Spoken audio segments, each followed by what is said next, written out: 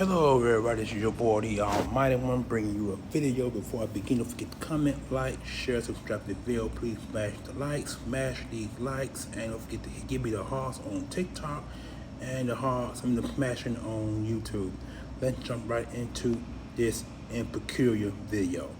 Alright, In Peculiar is correct.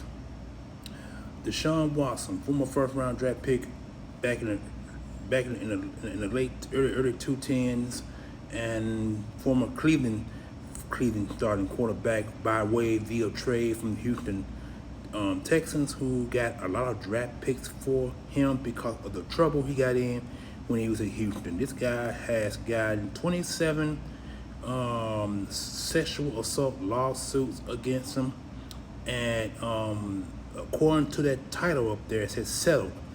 I got to reading reports, and according to reports, he supposedly has settled all 27 cases. So now he's now free from those 27 cases that he had against him.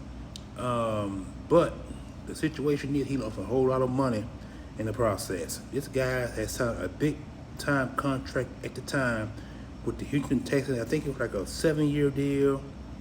Or 3, 4, or 5-year deal. I think that's what it was.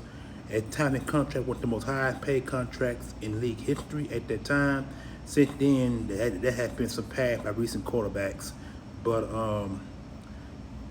that contract was extremely high, and he would earn like 35, 40 million a season with that contract.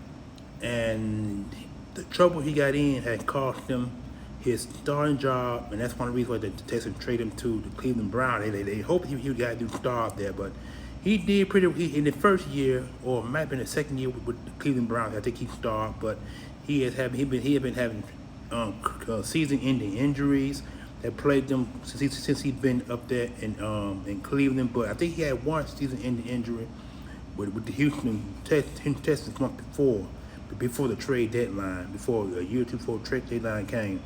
But this man here, man, I really don't know what to say. I don't know if his career is over. I think it's over because since then they drafted. Since then, the Cleveland Browns they drafted 3 different quarterbacks.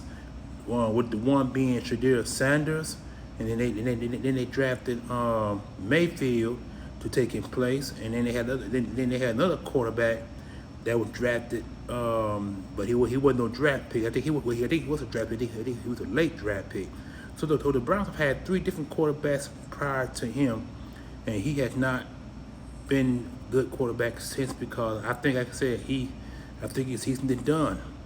And I think a year or two ago he had a contract reworked because he had not been a starting quarterback. Now he just sitting back collecting all this money. So I'm not exactly sure what the Browns gonna do to him in the near future, but I'll tell you this, I think his career is done.